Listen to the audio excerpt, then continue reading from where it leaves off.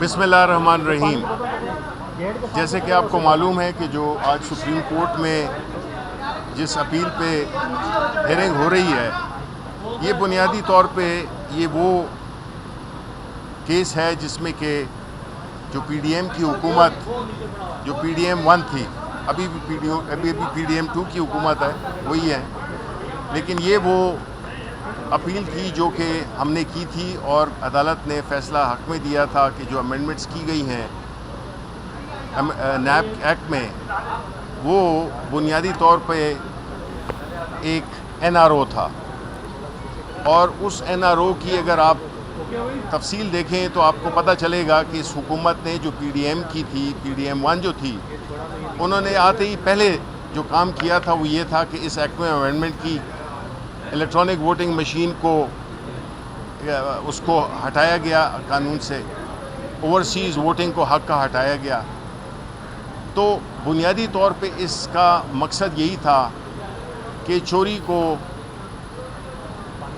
وہ کر دیا جائے، قانونی بنا دیا جائے، کیونکہ ہم نے یہ دیکھا کہ اس میں جو بھی امینڈمنٹس ہوئی تھی وہ اس وقت کے وہ لوگ جو کہ نیب کیسز میں پھنسے ہوئے تھے، وہ لوگ جنہوں نے کہ اس ملک کے وسائل کو بری طرح لوٹا تھا، وہ لوگ جنہوں نے کہ عوام کے حقوق کو لوٹا تھا، انہوں نے اپنے آپ کو ایک این آر او دینے کی کوشش کی، جن کی کوشش انہوں نے ہماری حکومت میں بھی کی تھی، اور اگر آپ کو یاد ہو تو فیٹف کے قانون کے وقت بھی انہوں نے اس کو ایز اے نیگوسیشن چپ استعمال کیا تھا کہ ان کو این آر او دے دیا جائے اور ان کے سارے گناہ معاف کیے جائیں، اور آئندہ جو ہے تو ان کو کسی قسم کی تفتیش کا سامنا نہ کرنا پڑے۔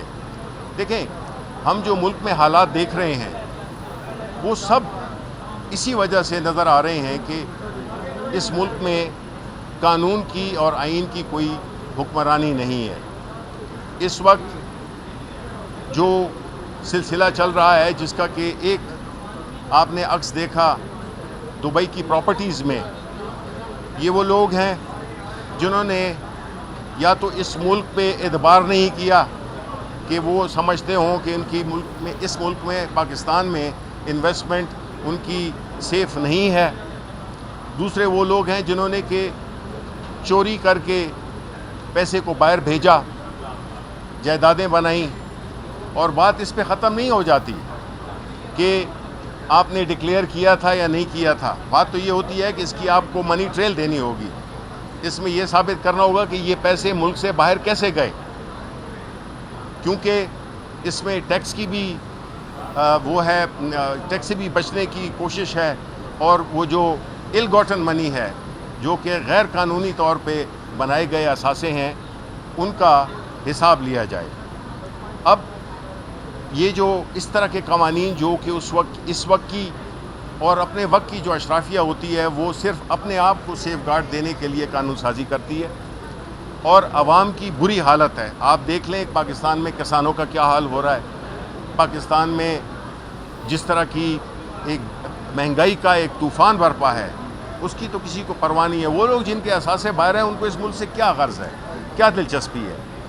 عمران خان واحد وہ لیڈر ہے جس کی کہ باہر کوئی جائیداد نہیں ہے، بڑی کوشش کی گئی ہے لیکن کوئی جائیداد نہیں ہے، بلکہ جو باہر جائیداد تھی اپنے سپورٹس مین زمانے کے، اس کو بھی بیچ کر پاکستان میں انویسٹ کیا، اس لیے کہ اس شخص کا یہ یقین ہے کہ میں پاکستانی ہوں اور میرا جینا مرنا پاکستانی عوام کے ساتھ ہے۔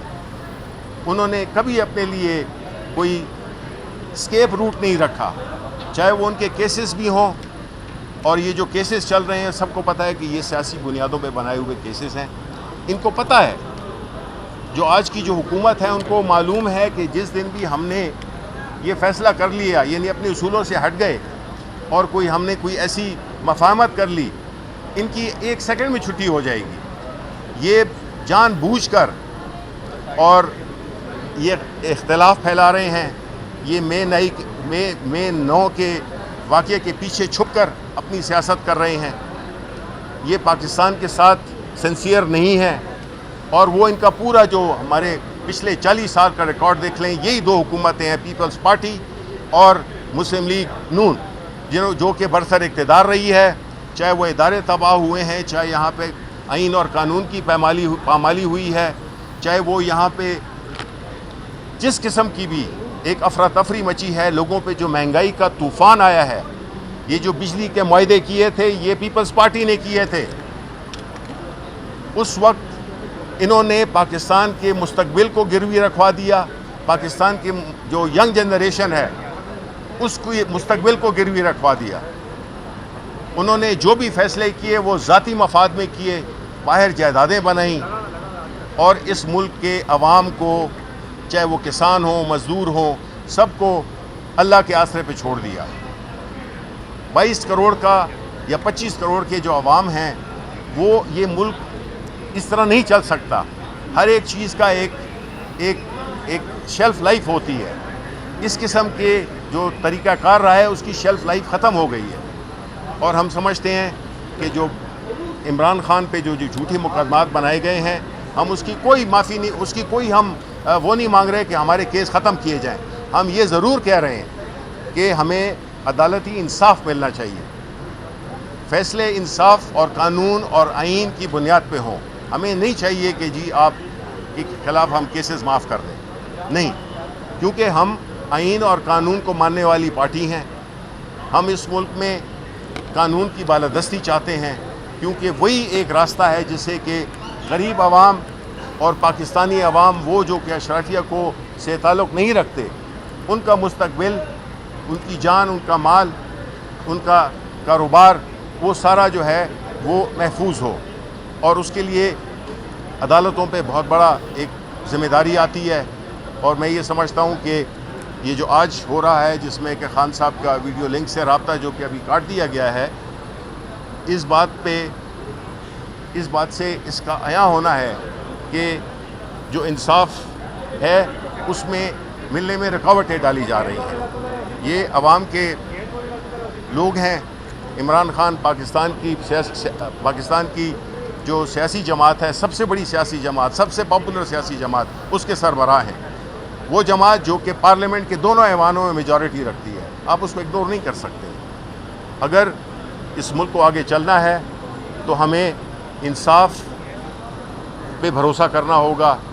ہمیں قانون اور آئین کے مطابق فیصلے کرنے ہوں گے، ورنہ اس ملک کا کوئی مستقبل نہیں ہے. اور جو یہ مہنگائی کا طوفان ہے یہ مزید بڑھے گا. اب ہمیں IMF ہی کی وہ کرنی پڑے گی، پیچھے چلنا پڑے گا کہ وہ جو کہیں گے ہمیں وہ کرنا پڑے گا. ان حالات میں کون لایا؟ کہ آیا 3.5 سال کی حکومت جو پاکستان تحریک انصاف کی تھی وہ لائی، یا وہ لوگ جو پچھلے 40 سال سے اقتدار پہ براجمان ہیں؟ یہ سارے ذمہ دار یہ ہیں. اگر آج غریب کو روٹی نہیں مل رہی، نوجوان کو روزگار نہیں مل رہا، بجلی نہیں مل رہی، ملک میں خزانہ خالی ہے، افراتفری ہے، سیاسی عدم استحکام ہے، اس کے ذمہ دار یہ دو پارٹیاں بالخصوص ہیں، پاکستان پیپلز پارٹی اور پاکستان مسلم لیگ نون. تو عوام نے تو ان کو الیکشن میں 8 فروری میں ان کو بتا دیا کہ وہ کس طرف کھڑے ہوئے ہیں.